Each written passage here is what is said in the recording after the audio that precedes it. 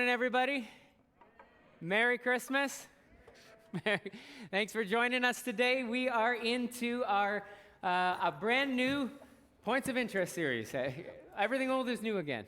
Is it brand new? Yeah.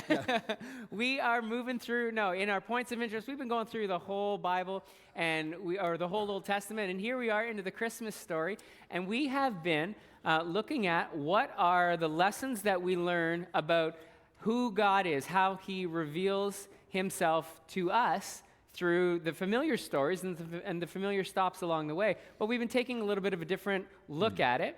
And so this week, we're going to be stopping in Nazareth. Yeah, now that's an interesting stop. This is not one that we would normally, when you look at what we've been talking about in the whole Points of Interest, and thank you for your feedback, by the way. We get emails and conversations on this, how people have been enjoying this series.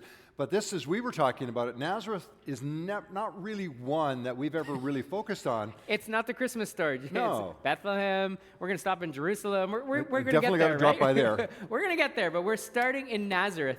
And Nazareth is this small little town that's way up north, and we'll talk about that in a minute. But we ask you this week, not what good can come from Nazareth. We ask you, are you more of a big city person, or are you more of a small town person? So quick survey in the room. Who's a big city person? You're like, I love the city. Share online, let us know. Who's more like, I like the small town? Okay, so I love the random survey. Yeah. 5 people want to live in the city. The rest of us hate it. But we're enduring it, so we're waiting for our mega million retirement years, aren't we? You know where we live, right? Yeah. Well, let's see what you said in social media this week. We asked about, would you prefer small town, or we ask you, what's the smallest town that you have visited and how many people live there? And here's what you said this week. You said, Sunny Corner, New Brunswick, the population of 858. Anyone know where Sunny Corner, New Brunswick is? Anyone know where New Brunswick is? Okay. Okay, so we had Sunny Corner, New Brunswick. We also heard that this is where else that you went to Newfoundland, 209 people, Point of Bay. Now, we know where Newfoundland is. Has anyone ever visited Newfoundland? Okay, a few. And right. Is it worth going? Is it worth going? Yes, I got okay. one yes. Okay, so last one, we had the smallest town that you've been to, a remote area in India called Hardly. Oh no, a remote area in India, hardly 70 people. Yeah, let's call it Hardly. Hardly. I India. Love that name. It's hardly a village. Has anyone been to Hardly, India? Anyone at all? No? Okay. So the smallest place I've been to, my dad was born in a little place called Maydock up near Bancroft. I don't know, anybody know where Maydock is? A few people know where Maydock is, and then he made the big trip, or his mom made the big trip down to Brantford, and I lived. So you guys moved to the megatropolis the then? Big Absolutely. City of Brantford. But I don't have you beat though. No, you do not have me beat. You've heard me talk about this if you've been around the church for any length. If you're new, I was born in a place in southern Alberta. It was called Empress, Alberta. I checked the stats. I wanted to know where are we at today, population, 134 people. Woo-hoo! That meant 4 people were driving through in their car, and they counted them when they were going through there. So you can appreciate being from a family of 6 siblings, and my parents, we were church growth and population growth. We were part of what made that community thrive. 5% of the population. We had it covered. So from a small town perspective, when the rest of you raised your hand, I understand that completely. Everybody knew everybody, and it's fascinating because that's an interesting perspective when we start to talk about Christmas in Nazareth and the Christmas story, because now you're starting to move in where you're not into this big metropolitan area. You're actually in a community that's very, very well acquainted with each other. So let's show you the map of where Nazareth is. We're going to get to Bethlehem in a couple of weeks, don't worry, but if you didn't know where Nazareth was, it's a 140-kilometer journey from Jerusalem. And it's 120 if you were brave enough or unreligious enough to go through Samaria, but then you'd have to go over the mountains. So most Jews, if they were ever going up to Nazareth, they would go 140 kilometers over there on the east side, down by the river. And it was maximum 500 people. So it's a metropolis compared to Empress. Oh, totally. but it's a little bigger than Hardly, India. But it is a very small town. It was probably a blue collar town where everyone was working there. They would have had some kind of craft. It was probably a little less educated. It was an out-of-the-way place. And for many of us, we would have an idea in our minds. If we were to think of a small town, out of the way, a place that isn't big and significant, I just want you to get in your mind, what is the place that is like Nazareth to you? Because this is actually where the Christmas story begins, in this small little blue-collar town in northern Israel. You know, and when you think about this, and especially now as we start to frame this around Mary and Joseph, and Nazareth being a place that's insignificant, many of us, we live in a culture that's enamored in the now. We want to know what's going on now. And if we talk about events and customs and practices, we go, oh, that's so 1990s, or that's so last year. And we're going to look at Nazareth from a context of going, sometimes it's in those places of insignificance that we don't think about that the greatest part of our development takes place. It's where morals and values and worldview and relationships are forged, and they begin to infiltrate everything that we do with the rest of our lives. And that's what's unique about this story. That's why we want to jump into this. So if you are taking notes, open up your app, or if you're here in the room, there are printed sheets out there by the information center. We got 3 thoughts for you about the question that was asked in Scripture, and we might ask today, what good can come from Nazareth? Well, the first thing that we learn about God out of Nazareth is that God is faithful in our moments of obscurity. We're going to come full circle on this in this message today, but you know Jesus was not born in Nazareth. You know that, right? Probably even people outside of the faith know Jesus was not born in Nazareth, yet he was from Nazareth. Mm-hmm. So if we need to understand how is he from Nazareth but not born in Nazareth, well, we need to go to the story of Mary and Joseph. And for context, if you missed last week's message, go back and listen to last week's message. But they are in the middle of that. Mary and Joseph are living in 400 years where there was no prophecy. So they knew there was this hope of a Messiah to come one day, but they hadn't heard from a prophet of the Lord in centuries, none in their lifetime, none in their parents' or their grandparents' or their great-grandparents' lifetime. So they had no reason to expect that Messiah would come while they were living. In fact, they had no reason to expect that God would speak to them, that there would be activity of the voice of the Lord in their day. Not only that, they lived in the middle of nowhere. They were up 140 kilometers away from where all of the activity and the culture and all of that, they just lived out in the remote place. Remember to get that, where is your Nazareth? And they live very unspectacular lives. Now, how many people does that start to resonate with just a little bit? You feel like if God was going to do something spectacular, it wouldn't include you. Because you're not in the center of culture, and you may not feel like God's been speaking regularly. But God was going to teach the world something. He was going to show up on earth. And what we begin to learn in this story is that you don't need to be trending. You don't need to feel like you're in the center of what God is doing or what's happening in our world to make a significant impact in the world. Because in this little remote place, this is where God was going to change history. God is not drawn to, or he's not governed by our superstar culture. We like to know who's most popular, who has most influence. That's the voice that we should be listening to. And what we learn in Nazareth is that it's actually the exact opposite. God's going to look for the moments of obscurity. And significant lessons all throughout the Scriptures come out of the shadows, where the Samaritan woman actually begins to understand how Jesus is going to come for the whole world. And that's in a region that, of course, we just looked on the map. People wouldn't have even traveled through that area. Nicodemus, the first religious leader that really had that experience, understanding who Jesus was, that happened in the shadows, away from everything else that was happening in the temple and in the heart of Jerusalem. But Jesus grows up in this small town, blue collar, like his parents. And when it becomes time for him to begin to preach and teach, even the closest disciples who were going to become his followers struggled with the thought that God would come from a small town. If we go to John 1:46, remember when Philip was asking people to come and see this teacher from Nazareth? Nazareth, exclaimed Nathanael, his friend. This is John 1:46. Can anything good come from Nazareth? So Philip had to say, hey, you've got to come and see from yourself. God might be doing something in the midst of an obscure place. You know what's fascinating is we've taken many tours. Some of you have traveled with us, and we have been to Israel on many different occasions. And from the professional tour guides, from the travel agencies, from all of our booking, all of our travel time, never has anybody ever really positioned Nazareth as a bucket list stop place when you're there. It's somewhere that you drive by on the way to the Galilee, or you drive by on the way towards the Mediterranean Sea. There are a few that will stop in there for historical value, but it's never been one of the high and the major ones. And it reminds me, so the point that we're talking about here is God is faithful in these moments of obscurity. So I got a question for you. Finish the statement. The squeaky wheel gets the Grease.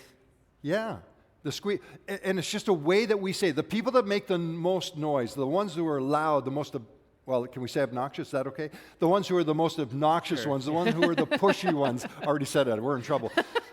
But they're the ones that seem to draw the attention. And sometimes in life, we always feel like it's the ones that are always out in the forefront that draw the attention. But I was looking at this, and as we were preparing this, Rick, I was thinking that Nazareth is a reminder that God sees us even in our moments of obscurity. Because we're living out the truth of this in our own stories. Because when you think about where we are and what God has called us to do and how we're leading in this season of our life, it doesn't seem to resonate with the history from which we've come, and yet that's how God operates. And if you go back into this moment of obscurity and how God is faithful, think about Mary and Joseph. An angel appears in this little village of Nazareth and says to her, Mary, you are highly favored by the Lord. Now, I know how we love Christmas time. We put the decorations and the tinsel on and we make it really dramatic. But imagine yourself for a moment being a teenage girl living in the village of Nazareth, and you have an angelic experience, something you never anticipated, and this angel is speaking to you saying, you are highly favored by the Lord, and God has chosen you. And then for Joseph, to have an angel appear to him in a dream, God begins to do something out of the silence that we talked about recently, and now in Nazareth in obscurity. And can I remind you that when you feel no one sees you, God does. And God never misses a moment of our life. He knows what we're going through, and He knows what He's preparing us for. So if you fast forward to the end of Jesus' life on earth, when He's being convicted and He's going to be crucified, Pilate put a plaque on His cross, which was customary. They were going to identify the criminal. But if you go to John 19:19, here's what it says. Pilate posted a sign on the cross that read, Jesus of Nazareth, King of the Jews. Now, you've probably noticed before that it says King of the Jews. This is what we know, right? But Jesus was not born in Nazareth. So why does it say Jesus of Nazareth? Jesus was born, He was from the lineage of who? David. David. And what's the city of David? Bethlehem, Yeah. where He was born, right? So should not it say Jesus, son of David, or Jesus of Bethlehem, King of the Jews? Why doesn't it say that? The identification of being from Nazareth would actually have been a deterrent to His kingship. Because a royal king of the Jews would have been born in Bethlehem, would have been of the lineage of David. And there's this human desire each of us have to be identified as somebody that's prominent. It feels good when somebody else says, hey, you're an important person. Like, we like that. We like when the world kind of shines a little bit of a spotlight on some kind of work we've done or something that makes us stand out, whether it's because of our family or an accomplishment. It leads us to getting an opportunity. These are not battles that God concerns Himself with. In fact, God arranged it so that He would be titled Jesus of Nazareth, King of the Jews. That He was from the most obscure place, not the place where people would have said that's where prominence and preeminence comes from. Jesus was from nowhere, and that suited Him just fine, and it actually suited His mission. If we go to 1 Corinthians chapter 1, 26 and 28, this is Paul writing to the church. And he said, guys, listen, instead, God chooses the things that the world considers foolish in order to shame those that think they are wise. And He chooses the things that are powerless to shame those who are powerful. God chooses the things displaced by the world or despised by the world and counted as nothing at all, and use them to bring to nothing what the world considers important. This is what Paul would write, and he said, we've got it reversed. What the world wants is the spotlight shine on us, and God says it's actually in the obscure places. the greatest significance can come from your perceived insignificance. I want you to think about that. The places in your life where you think, God's kind of forgotten about me, or these are the things that nobody would care about, nobody knows about. Your perceived insignificance is actually where God might put significance. Over and over in the scriptures, we are reminded that fame, riches, privilege, all of those things actually make it harder to enter the kingdom of heaven, and definitely are a deterrent to being elevated in the kingdom of heaven. The greatest must be the least. You must serve all, and he chooses the foolish things to shame the wise. And when your concern is the respect of humans or privilege in this world, we've missed the principle of the kingdom of heaven. When we can shift that and say, the only thing that matters is the approval of my Father and serving, then we have discovered the heart of Jesus, who is faithful in obscurity. Never underestimate the magnitude of a seemingly insignificant act of obedience or sacrifice in God's kingdom. When you bring a bag of food and give it for the food drive, a massive act in the kingdom of heaven. When you say, you know what, I'm just going to deliver a food basket on Christmas week to somebody that needs to know that God loves them. That's a massive act in the kingdom of heaven, choosing to put ourselves in to become the servant of all. That's what we learn from Nazareth. You know, obscurity is not a disqualification for opportunity. Think about that. Obscurity is not a disqualification for opportunity. And yet we are so wired up to resist obscurity. And I look at this, and as we're talking about this, I was thinking about Nazareth, and you're talking about the lineage of David. You remember the story of David, right? How David became king? He wasn't first in line.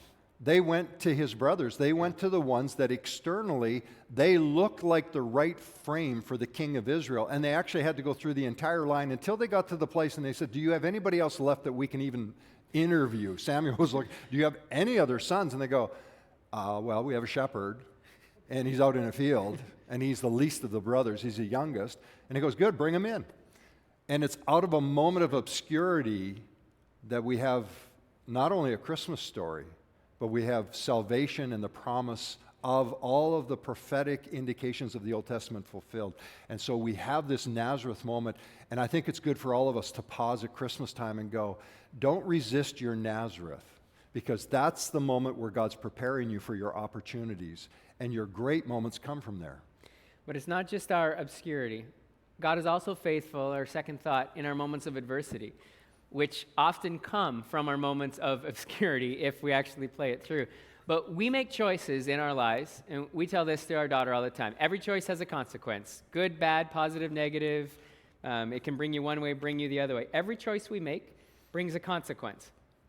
This couple, this family that started in Bethlehem, close to where everyone else in their greater family probably lived. They stayed there for up to 2 years afterwards. They had family down there. They chose to go back up to Nazareth and live their life there. Being from Bethlehem, being from the lineage of David, that was honorable. That was a reason for pride. But when the time that the census came, their choice to be in Nazareth, for whatever reason, however far back, someone in their family chose to go up to Nazareth. That meant that when the time for the census came, they had 140 kilometers to walk or ride by donkey. It's a traditional Christmas scripture, but put it with this lens on it that, think of the adversity in Luke 2, verses 1 through 5. At that time, the Roman Emperor Augustus decreed that a census should be taken throughout the entire Roman Empire. And they're like, just ticked off at the Romans, like, are you serious? I now have to travel 140 kilometers down to take your stupid census. I don't care. And so then you skip down, it goes, all returned to their ancestral towns to register for the census. And because Joseph was a descendant of King David, he had to go to Bethlehem. That's where he was born, or that's where his lineage is. So he had to go to Bethlehem in Judea, David's ancient home. He traveled from the village of Nazareth in Galilee, and he took Mary with him, to whom he was engaged, and was now expecting a child, probably 8 months pregnant. So a question we should all ask ourselves is, when the Jews came back, a few weeks ago, we were talking through how the Jews came back. They were in slavery, and they were in the exile. They came back. Why would they choose to go all the way up to Nazareth? Like, they could have just settled back in Bethlehem. But for them, something made them want to go up to Nazareth, and that choice brought this adversity into their lives. And you look at this adversity part, and you realize that, as you mentioned, some is self-imposed. You know, we make foolish choices and we're going to live with that. But some adversity is a result of proximity. And if you think about that, there are times that our world is rocked, and we're talking about the return of the Jews now. Sometimes it's proximity. They're coming back into a situation, into a land that is still being controlled, is still tumultuous, and they know that they got to find a place where there's safety, a little more freedom, a little more independence, and that's part of what ends up happening in the story here. Sometimes in our lives, the adversity we experience is a result of proximity, and there's a season we're in, and I don't think I have to call it out. I think we know that the proximity we have to pandemic is creating incredible amounts of adversity. But I wrote a line down. I just want you to listen to this, because as I thought about Mary and Joseph and what was imposed upon them, I started to think about our lives here. We may not get to choose whether or not we will experience adversity, but we can choose our attitude in the midst of adversity. Mm-hmm. And that would be the defining mark, I believe, as a follower of Jesus. I may not be able to choose proximity to my adversity, but I get full power over choosing what is my attitude and how am I going to reveal God in this. And that's what's remarkable about Mary and Joseph as devout, faithful followers of Jehovah, Yahweh. When they're in the middle of this angelic revelation, and then now they have the census to go on, I would love to have just had a little kind of a camera in the house for that moment, and yet they just responded faithfully to what God did in the midst of adversity. So we should all resonate with this. We really, right now, we should all be going, I get this couple. They are now being forced to do something by a government telling them that they had to comply, or maybe they would lose their ability to work. Yeah. Right? If they don't comply with the census, what is the ramification in their life? So is that hitting home with anyone now? This is, of course, a government that they didn't even want. They didn't want the Romans there. This is the anger that they have. There was a personal cost to them of being obedient or disobedient to what the government was asking. Yet in the middle of obscurity in Nazareth, in the middle of adversity, you know what God shows? He's faithful. He says, I'm actually going to bring the greatest purpose not only in your life, but in all of human history. I'm going to bring the greatest purpose ever to be seen in the middle of an obscure, adverse time. This is what David wrote in the Psalms years before they would live. Look, it's in your notes, Psalm 37, verses 23 through 25. The steps of a man are established by the Lord when he delights in his way. Though he fall, he shall not be cast headlong, for the Lord upholds his hand. I have been young, and I am now old, yet I have not seen the righteous forsaken, or his children begging for bread. What is your adversity today? Just do some reflection. We can kind of identify where we feel like we're in the obscurity, but what is the adversity that you face today? Is it a consequence that you've brought into your life because of a choice that you've made? Or is it something that's proximity to other choices, or is it something that maybe God has even brought in? This is a family that had an unplanned pregnancy. They had their family turning their backs on them. They had a housing crisis. They had a journey. They faced adversity all over the place. And for most of us, and for this couple, it felt like everything was out of control, and there was no way that God was going to do anything good. You may want to write this down. Even in what you can't control, God is in control. In the things that feel like are spinning out of control, government and life and family and choice, even in what you can't control, God is still in control. And he establishes your steps if you allow him to keep control. It says if we delight in his way, then our steps are established by the Lord. You know, so often in adversity, we feel like we're the only one. And we look at other people in the middle of our challenge and we go, you can't possibly identify with what I'm going through because I'm in the middle of this crisis and you don't know what my crisis is like. And I shared this with you, Rick, through the summer, and some of you are already aware of this, but while we were on our sabbatical and we were away from the church for a few months, Laura and I would attend different churches online, and it had opportunity just to experience different communities and followers of Christ. And we were at home one Sunday, we were watching online, and the pastor who was preaching had made this statement. He said, God is surrounding whatever is surrounding you. And I remember having this moment, we were just together, and I looked at Laura and I said, that's profound. God is surrounding whatever is surrounding you. I had no idea that 10 minutes later, my son was going to call me, and they were away on a vacation weekend at a cottage, and he called me, and they had a crisis occur, which left our daughter by marriage, Beth, seriously injured. And their family pet, Maya, their dog, whom is really our family pet, you've seen pictures of the dog, they lost the dog. And it was just a tragic series of events. And 10 minutes after we had this moment, our world just sort of imploded. And I remember looking at Laura and saying, we're getting in the car, we're going now, we're going to drive to them. And as we drove, I just said, God, thank you. You are so faithful. We didn't even know all that was taking place. But I said, thank you. You are so faithful because you gave us your word. You are surrounding us, even though tragedy and adversity just struck our lives. And, through that, we had that sense of peace and calm. That's true for all of us. That was true for Mary and Joseph. Yeah. God is faithful, even in what you can't control, in adversity, in obscurity. Yeah. You know where else he's faithful is our last point, is that he's faithful then in the uncertainty. And if you know the story, it was, of course, about to get worse for Mary and Joseph, because even after they get to Bethlehem and they have this baby, there's another dream that comes to Joseph, and they said, Joseph, you need to get out of here because not only are you away from home, not only have you had this baby, but now the baby's life is threatened. So you got to not only leave your home Nazareth to get to Bethlehem, now you need to leave Israel and get to Egypt. And he has to decide, am I just going to leave the country now, fleeing for my life? At least Bethlehem was a place that was known to him.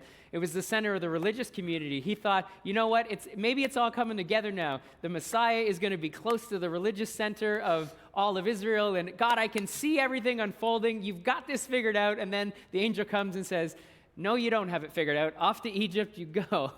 and everything that Joseph thought maybe was starting to make sense then makes no sense. Matthew 2, verses 22 and 23. But when he learned of, this is while they're down in Egypt, and this is what happens. But when this is Joseph, learned the new ruler of Judea was Herod's son Archelaus, he was afraid to go there, back to Bethlehem.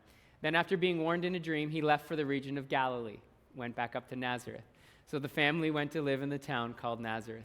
This fulfilled what the prophets had said. He will be called a Nazarene.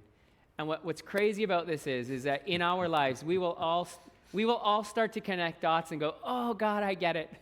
You're son of David, born from Bethlehem. Now we're here in Bethlehem. This is how it's going to work out. And God says, nope, you're just going to have to keep trusting me. You were in obscurity. You went through adversity. And now I'm going to lead you into uncertainty. And the funny thing is that eventually all roads lead back home. And even when they're coming back to their home country, God said, but I'm going to bring you back up to Nazareth. And in the chaos, imagine the chaos of this 3 years of Mary and Joseph and the insanity that it was for them to go from Nazareth to Bethlehem, be presented in Jerusalem, off to Egypt, way back up to Nazareth. God was leading them through all of that. If I was Joseph, I think I would want to know, what was I eating the night before I dreamt the dreams? You ever think about that? Because it's like every time he dreams a dream, it doesn't really turn out the way he wants to go. But God is always in those moments of uncertainty with him. And it's interesting because when you read that God revealed that, don't go back into Jerusalem because Archelaus. Now, there's been a change. Herod the Great, Archelaus is the son of Herod the Great. Herod the Great had died. And Archelaus is now in control here, and he was even more ruthless than his father was. So you've got this tension, and God knew that for the safety and security of the family, don't go where you think you want to head. I want you to listen to me. And so they go back up into Nazareth. And it's interesting when you look at the story, and I know many of you have read the Christmas story, so you're very, very familiar with all the uncertainty that's layered in there. But could I just bring this back into what Paul would write to Timothy, and I think it relates to us to today. He said, you should know that in the last days, there will be difficult times for people who love themselves and their money. There will be people that will be boastful and proud and scoffing at God, and they'll be disobedient, they'll be ungrateful. Paul writes to Timothy, and he said, listen, what's true about life, no matter what generation or what era we live in, there will always be uncertainty, but God is always firmly established and trustworthy in the midst of our uncertainty. I'm going to invite our worship team back. And after our service last week, there were a number of you who responded either online or you responded just in conversations around the church. You said, that really resonated with me. God has been silent this season for me. I've been seeking him. I've been trying to stay on top of my quiet times with him, but I just haven't heard God. So a follow-up to where we are last week, which is why it's been fantastic to go through this journey, just kind of walking through the big places of Scripture. Here's the reflection question. Can you trust God when you can't see the end of your journey? Because if God has gone silent on you, and maybe some of this story resonates with you. I'm in adversity. I don't feel like God sees me. I'm in obscurity, and things are definitely uncertain right now. I thought I knew how this was all going to play out, and it's really not playing out right now. It's not our space to start to wait for the world to fix itself. Our space is to go, I will just lean in and trust God in ways like I never have before. This is the only way. This is the only way that Mary and Joseph, as individuals, as a family, this was the only way that they were able to continue to hear God, to continue to follow God, to have their faith built, was that they leaned into what God was saying, what the angel revealed to them, as opposed to what their logic said. Their logic would have said, you know what, I've got to be in the center of all the action to make it happen. Their logic would have said, if God was really with us, we would face no adversity. If God was really with us, he would show us the end. And none of that was true. God led them in adversity. God brought them back to obscurity, and he definitely didn't tell them the end. Paul was also a man, the Apostle Paul in the New Testament, who lived adversity and uncertainty unlike anyone else we probably would know. Paul moved from prominence to obscurity. He was a high teacher in the culture to obscurity. He faced hatred, he faced poverty, he faced jail, and eventually he faced death in following his Savior. And here's what he wrote, Philippians 4, 12 and 13. Told you before, we've had this on our wall. I've had this as a screensaver. I know how to live on almost nothing or with everything. And I have learned the secret of living every situation, whether it's with a full stomach or empty or with plenty or with little. I can do everything through Christ who gives me strength. That should be our prayer. I've got lots right now, I've got little right now. I can see the end, I can't see the end. Many of us today are on a journey that God is leading us on that we can't see where it finishes. It may be 140 kilometers down the road before it finishes of walking. Enjoy that. It might be 3 years away like it was for Mary and Joseph. And it might lead you to a place you never thought it would be. Enjoy that. You know how we enjoy it? I can do all this through Christ who gives me strength. Because I know what it is to have both. And I just lean into him in every season. The road between here and our final destination will be bumpy. But God is faithful. And we can trust him. We're going to respond today with that song. Jesus, I will trust you. It's just a simple declaration. But I want us to pray together first, and then we'll respond by saying, Jesus, I'll trust you. Heavenly Father, thank you for another moment today just to reflect on your goodness. Thank you for a moment to reflect on how even when we don't see the end, you do, and we don't need to. Lord, our space is just to say, I will trust regardless of what tomorrow comes. I believe you give me strength. I believe you'll give me health. I believe you'll give me the ability to face the challenge that is in front of me. Lord, help us see that in the Christmas story this season. There's all kinds of angles we can look at, Lord, but as we face your word with fresh eyes over this year, as we come to Christmas again, Lord, help us to see just the absolute faith and faithfulness of you to this couple that would then, again, extend to us in whatever we face, Lord. God, I pray as many today make this declaration. I know that you're not finished yet, and I will trust you. That faith would rise up, and we would see people step into situations they never thought they'd be able to, but will because of what your Spirit is doing in them. We pray this, Jesus.